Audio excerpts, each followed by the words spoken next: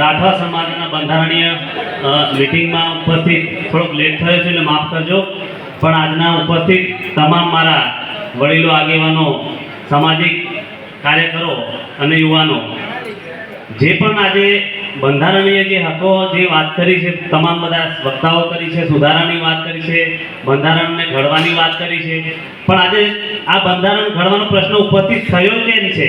પ્રશ્ન મારા મનમાં એ પહેલો છે કે અન્ય સમાજો બધા જ કરે છે, પણ આપણે વારે વારે બંધારણ સુધારવા પડે, વારે વારે ઘડવા પડે, તો એનો મતલબ એ થયો છે કે આપણે બેઠેલા આગળ પાછળ બધા જ એ કંઈક ને કંઈક બંધારણનું ઉલ્લંઘન કરે છે, એટલે સુધારા કરવા પડે છે.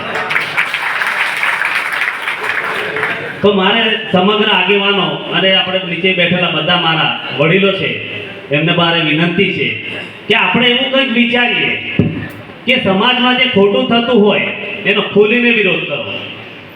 જે પણ ખોટું થાય, બંધારણનું ઉલ્લંઘન કરે, એને આગેવાનોને સાથે રાખીને બંધારણનું ઉલ્લંઘન નહીં થાય એની જવાબદારી પણ આપણા નીચે બેઠેલા, આગળ પાછળ બેઠેલા બધાની બનશે.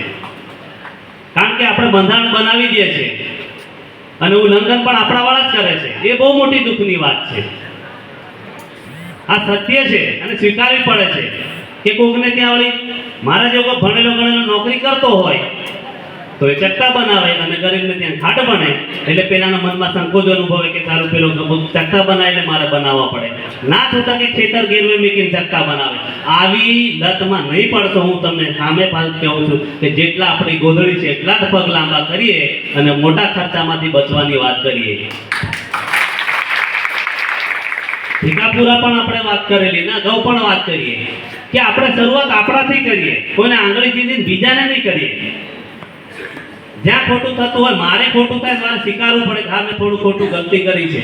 સમાજ જે શિક્ષા આપે તે સ્વીકારવી પડે, તો આપણે સાચા કહેવાઈએ.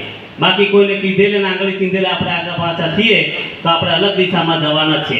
આ અલગ દિશામાં જઈ રહ્યા એટલે આપણે ભેગું થવું પડ્યું છે. બાકી આપણે અહીંયા આટલા બધા ભેગા થવાની જરૂર નહીં પડે. કેમ કે આપણે કોઈની વાત માનતા નથી અને જે સમાજે ઘડેલું છે એને ગાંઠતા નથી કે મારે ઘેર પ્રસંગ આવે એટલે મારે આ કરવું જ પડે. ભાઈ કેમ કરવું પડે? કોને વટ પાડવો છે? આપણા સમાજના જ માણસોને આપણે વટ પાડવાનું. બીજા સમાજના આવશે, કોઈ અન્ય સમાજના આવશે તો એ જોવાના છે, જોઈને જતા રહેવાના છે. પણ આપણે સમાજમાં રહેવાનું છે, સમાજની સાથે ચાલવાનું છે અને સમાજના બંધારણને માનવાનું છે. તો આપણે શું કામ આપણે ઉપર નીચે થઈએ? આપણી મર્યાદાઓ નક્કી કરી છે. જે સમાજે બંધારણ કર્યું છે, જે નિયમ નીતિ નિયમો બાંધ્યા છે એ નીતિ નિયમોને વળગી રહીએ. આપણે નીતિ નિયમોને ઓળંગીએ નહીં તો આપણા સમાજ ઓટોમેટિક સુધરવાનો છે. પણ આપણે ઓળંગીને જઈએ છીએ, રોડે ચાલે તો ઠીક છે, તો સાઈડમાં ચાલે તો કાંટા વાગવાના છે. આ ધર્મગુરુ ભજનોમાં પણ કહે છે. તો આપણે આડા ચાલીએ છીએ એટલે આપણે કાંટા વાગે છે, કાંટા વાગે એટલે પછી આગેવાનોની મીઠી મારે છે કે મને આખા પગમાં કાંટો વાગ્યો છે. પણ પગમાં કાંટો વગાડવો કેમ છે? આપણે નથી વગાડો તો આપણે સીધા ચાલવું જરૂરી છે. એટલે સીધા ચાલવું એનો મતલબ એ છે કે આપણા બંધારણના જે નિયમો, નીતિ નિયમો છે એને વળગીને ચાલવાનું છે. તો આપણે આડો અવળું ના ચાલીએ તો આપણા ખરેખર આપણો સમાજ ધન્યવાદને પાત્ર છે કે આપણા સમાજ જેવો કોઈ સમાજ નથી. ગર્વથી કહું છું. પણ આપણે ક્યાંક ને ક્યાંક હમણાં સાહેબે કીધું એમ વળગણ આપણને કંઈક બીજું વળગાવીએ છીએ. આપણે ડીજેનું વળગણ લાવીએ છીએ એટલે એની સાથે સાથે પેલા બીજું આનું પણ વળગણ લાગે અને એના વગર પૂરતા નથી. રમેશભાઈએ કીધું એમ એ સાચી વાત છે. શું કામ પીવું જોઈએ? અને પીવે એની સાથે સાથે 10 જણને પીવડાવે અને એની લત પછી એને જ્યારે પૂરી નહીં થાય ત્યારે ચોરીના હિસ્સે ચડે છે, શિક્ષણ બગડે છે, એના પરિવારને બગાડે છે, એટલે સમાજને, કુટુંબને ને પછી આપણા આખા સમાજને બગાડે છે. તો આવું વ્યસનથી આપણે દૂર રહીએ. બરાબર છે? અને આજકાલના યુવાનો ખોટું ના લગાડતા, કારણ કે યુવાનો પર જ આવવાનું છે. પેઢી યુવાનો પર જ ચાલવાની છે. એટલે આંગળી ચીંધે ત્યારે યુવાનો ઉપર જ આવવાની છે. એટલે યુવાનોને મારી વિનંતી છે કે આપણે ક્યાંક અલગ રસ્તે જતા હોય તો આજથી છોડી અને સારા રસ્તે જઈએ અને 10 જણને સારા બનાવવાની કોશિશ કરીએ તો આપણો સમાજ સુધરશે. 10 ને બગાડવાની જગ્યાએ 10 ને સુધારવાની કોશિશ કરે. બધા શિક્ષણની વાત કરે છે. ખરેખર મારે આગેવાનોને, ભાઈઓ બહેનો બધાને કહેવું છે, એમાં હું પણ સામેલ, કે આપણે બધા જ પુરુષો બેઠા છે. કેમ બેઠા છે? સૌથી વધારે આપણું બાળક અથવા તો આપણું બાળકો કે વિદ્યાર્થીઓ સૌથી વધારે કોની સાથે રહે છે? માતા જોડે રહે છે. તો એ બહેનોની પણ સંખ્યા હોવી જોઈએ. આપણે નથી લાવતા અને પછી સુધારવાની વાતો કરીએ તો ક્યાંથી સુધરે? ખરેખર માતા બહેનો જો સાંભળ્યું હોય અને સીધું બાળકોને કીધું હોય તો એની સુધારવાની 50% જગ્યાએ 100% જલ્દી સુધરે. તો આવતી મીટિંગમાં જ્યારે પણ જે ત્યારે આપણે ભાઈઓ બહેનો હોય, આપણી ઘરવાળા હોય કે બેન હોય, કોઈ મામા મામી, એમને પણ તેડી લાવી કે બહેનોની પણ હિસ્સેદારી અત્યારે હોવી જોઈએ ને જોઈએ જ, તો જ જલ્દી સમાજ સુધરશે. નહીં તો બહેનોને અવગણના કરીશું. હમણાં એટલે બધા જઈશું, ઘેરથી પૂછે હું શીખીને આવ્યા, તો કે સમાજની વાત હતી, આટલી જ વાત કરીશું, પણ એમાં આટલું બંધારણ કર્યું, આ કર્યું, તે કર્યું નહીં. પણ આપણી બહેનો માં દીકરીઓ સાંભળીને જશે તો એની દીકરીને પણ કહેશે કે બેટા, આ પલ્લામાં આપણે સોનું નથી લેવું, આપણે ચાંદીનું લેવું છે. પણ આપણે બહેનોને પણ નથી બોલાવતા, પણ દુઃખની વાત છે. એટલે હવે પણ જ્યારે પણ આપણે મીટિંગો થાય, સમાજ સુધારણાની વાત થાય, કે આપણે માતા બહેનોને પણ લાવી, એમને પણ સાંભળવાનો મોકો આપીએ. કારણ કે જ્યારે એ ગર્ભવતી હશે ત્યારે આવા સારા સંસ્કાર ગર્ભમાંથી જ પડે છે, અને પછી આપણે મોટા થઈને બગડેલાને પછી સુધારવા જઈએ ત્યારે પછી મોટી ખોટ પડે છે. એટલે સમાજને મારે વિનંતી છે, આગેવાનોને પણ વિનંતી છે કે જે પણ બંધારણો થયા છે એનો અમલવારી પણ સારી થાય, પણ જે અમલવારી થઈ એને કડક નિયમે હોતે પાલન પણ થાય. જે પણ બંધારણ થયું છે એને કાયદાકીય રૂપ પણ આપો. મારે બધાને, સરપંચો છે, આગેવાનો છે, બધા વડીલો છે, કે આ જે બંધારણ થાય છે એનું બંધારણનો અમલવારી ગ્રામ પંચાયતના ઠરાવ ઉપર લઈ અને ઠરાવની કોપી મામલતદાર સાહેબ સુધી, પ્રાંત સાહેબ સુધી, કલેક્ટર સુધી અને પોલીસ સ્ટેશન, નજીકના પોલીસ સ્ટેશને અને એસપી સાહેબ સુધી પણ આપો અમલવારી માટે, કે કાલ કરીને ખોટું કરે કે જે પણ તંત્ર છે એને પણ ખબર પડે કે સમાજના રીતિ નિયમો છે, બરાબર છે.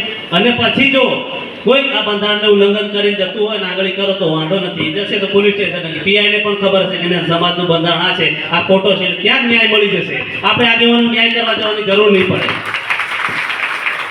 પણ આપણા જે નિયમો છે એને કડક અમલવારી પણ કરો, અને બંધારણ જે પણ થાય એને કાયદાકીય રૂપ પણ આપો, અને એને લેખિત રૂપે પણ આપણે વહીવટી તંત્રને પણ આપો, એ મારી નમ્ર વિનંતી છે. બરાબર છે. તો આજના દિવસે સમય ઘણો ઓછો છે, પણ શિક્ષણની બે વાત કરી દઉં કે સમાજમાં ઘણા બધા ભણેલા ગણેલા છે જ, પણ શરૂઆત કોઈ નથી કરતું. હું હંમેશા શરૂઆત કરું છું. 2000 જ્યારે નોકરી લાગે ત્યારે દિલ દુખાય છે કે આપણે નોકરી લાગ્યા પછી નોકરિયાતને પણ આંગળી ચીંધવી પડે કે તમે બાબા સાહેબના અધિકારો આપેલા છે એના અનામત ઉપર છૂટાઈને આપણે નોકરી કરીએ છીએ, અને એ જ આપણા અનામતના ભાઈઓ છે એને મદદ નથી કરી શકતા. દુઃખની વાત છે.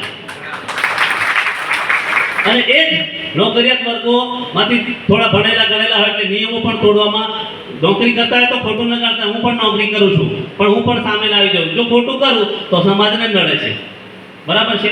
એટલે એક જગ્યાએ અમારે ત્યાં પણ બનાવ બન્યો તો થોડું હિટ આપી દઉં કે 12મા દાડે ઢેબરા બનાવે આપણા સમાજને હોભે નહીં હોભે. બ્રાહ્મણને બોલાય એટલે પેલું ધરાવવા માટે ઢેબરા બનાવ્યા. મેં ચાલીને વિરોધ કર્યો, મારા ઘરનો પ્રસંગ હતો, પણ હવે સમાજમાં 12મું 13મું હોય એટલે દુઃખનો પ્રસંગ, એમાં હું ડહોળું તો હું પણ ખોટો દેવા, માનવતાની દ્રષ્ટિએ થોડું વળગું રાખ્યું. પણ એવા વ્યક્તિ, એવા જે મહારાજો આવે છે કે 12મા દાડે ઢેબરા બનાવડાવે, એવાને થોડા દૂર રાખો તો વધારે સારું. આ બધી ઘણી બધી બાબતો છે. એટલે જો અમે મારા છોટાઉદેપુરમાં આવતીકાલે પણ હું સ્વામિનારાયણ મંદિરે અમારા કદવાલ તાલુકા પૂરતા જે શિક્ષકો છે કે બધા અલગ અલગ જગ્યાએ નોકરી કરે છે એમનું સ્નેહ સંમેલન રાખ્યું છે કે હવે શરૂઆત કરવી પડશે, કે હવે કોઈ આપણને સરકાર આવશે જશે એનો કોઈ વાંધો નથી, પણ પોતાનો વિકાસ પોતાનાથી જ થશે. અન્ય આંગળી ચીંધશે, પણ જ્યારે આંગળી ચીંધે એનું સાચું અનુપાલન પોતે કરશે તો વિકાસ થશે. તો અમારે એવું કેવું છે કે કાલે હું સ્વામિનારાયણ મંદિરે થોડું સ્નેહ મિલન રાખ્યું છે. જેટલા કર્મચારીઓ છે એમને બોલાવવાનો મારો હેતુ એ છે કે અન્ય વિભાગમાં નોકરી કરે છે એ પોતાના વિભાગની જાણકારી મારા સમાજના ભાઈઓ બહેનોને બાળકો સુધી પહોંચે, એ હેતુ છે, શિક્ષણનો હેતુ છે. અને એ જ શિક્ષક હોય તો એને શિક્ષકની જાહેરાત પડતી હોય, શિક્ષક માટે શું તૈયારી એ જાહેરાત આપે. મારો વન વિભાગનો પ્રશ્ન હોય તો હું તો વન વિભાગનો નહીં, ગુજરાતના જેટલા ડિપાર્ટમેન્ટ હોય ને એની પણ જાણકારી આપવા માટે બેઠો છું મેં. કારણ કે મારી જવાબદારી બને છે. હું નોકરી કરતો હોય અને 5 માણસો આવે ને 2 પ્રશ્નોનું સમાધાન ના કરી આપું, એટલે જાણકારી ના આપું તો મારી નોકરી લાજે ભાઈ. આપણને સમાજે ભણાવ્યો છે અને સમાજની જે રીતિ છે એના લીધે આપણને અનામત મળી છે, અને અનામતને લીધે નોકરી મળી છે. 2 શબ્દો જાણતા હોય તો 2 શબ્દો કહેવાની પણ આપણી ફરજ છે સમાજને. તો મારી આ વિનંતી છે. અમે 2022માં સમાજના જો યુવકો બધા ભેગા થઈને તાલીમ કરાવી, પોલીસની ભરતી થઈ ત્યારે 2.5 મહિના સુધી રહેવા જમવાની સ્કૂલ ભાડે રાખીને કર્યું. આ દાખલો એટલા માટે આપું છું કે સક્સેસ જવાય છે. 2.5 મહિનો તાલીમ આપી રહેવા જવાનું દોડાવવાનું બધા ઘણા બધા સાક્ષી હતા. ખર્ચો લાગ્યો, બધાએ ભોગવ્યો. નોકરીવાળા થોડું કોઈ દાળ આપ્યું, કોઈ શાકભાજી વાળો રીંગણ આપ્યું, કોઈ તેલ આપ્યું. 2.5 મહિનો રાખીને ચાલે એમાં 33 છોકરાઓ એલઆરટીમાં પોલીસ બન્યા, 2 પીએસઆઈ બન્યા. કેમ નહીં કરી આપણે નોકરિયાત વર્ગ? ગયા વખતે વનરક્ષકની બિડગામની ભરતી આવી એટલે ઘણા બધા ફોન કર્યો, સાહેબ તમે આ કર્યું હતું, હવે શું કરવાના? મેં કીધું અમે તાલીમ આપવાના છે. કોલેજ ગ્રાઉન્ડ ઉપર પ્રિન્સિપાલને મારી જવાબદારી પર લેખિતમાં લીધું ગ્રાઉન્ડ, અને જે સુધારા વધારા કરવાના ગ્રાઉન્ડ બનાવ્યું, અને ત્યાં પણ 200 જેટલા છોકરાઓ આવતા. એમાં આપણા સમાજના 22 છોકરાઓ વનરક્ષકમાં લાગી આપણી નીચે તાલીમ લીધી. તો આટલું આપણે ના કરી શકીએ? શિક્ષકો ઘણા બધા મિત્રો બેઠા છે. શિક્ષણની વાત અઠવાડિયે કે ગામમાં તમે બાળકોને વ્યસન મુક્તિની વાત કરો, શિક્ષણની વાત કરો, સમાજમાં કુરિવાજની વાત કરો, તો આપણે કયા તાલીમાર્થીઓ ગાંધીનગરથી બોલાવવાની જરૂર પડે? આપણે ત્યાં એવા બધા મહાનુભાવો બેઠા છે, બધાને જ કાયદાનો ખ્યાલ છે. તો આ કરવાની જરૂર છે. આપણે મોટા થઈને શીખીએ એના કરતાં નાનપણથી શીખાડે ને તો આટલે આ બેઠવાની સમજ આપણે ના કરવી પડે. એટલે મારા બધા ભાઈઓ બહેનોને, પોતાના વડીલોને વિનંતી છે કે પોતાના બાળકો હોય, પોતાના વાલીઓ હોય કે પોતાના દીકરીઓ હોય, એને સારું શિક્ષણ આપો. અને શિક્ષણ આપશો તો જ આ અવળા રસ્તેથી છે. પણ શિક્ષણની સાથે સાથે એક દુઃખની વાત પણ કહું. સારું ઘણું ભણી લીધું હોય ને પછી શું કરે છે? હમણાં પ્રશ્ન આવ્યો કે અન્ય સમાજમાં જતી રહે, ભણેલી હોય તો એ સંસ્કારની ખોટ પડે છે. ત્યાં મહારાષ્ટ્રી ત્યાં સંસ્કારની ખોટ પડે છે. મા બાપની સંસ્કારની ખોટ પડે છે.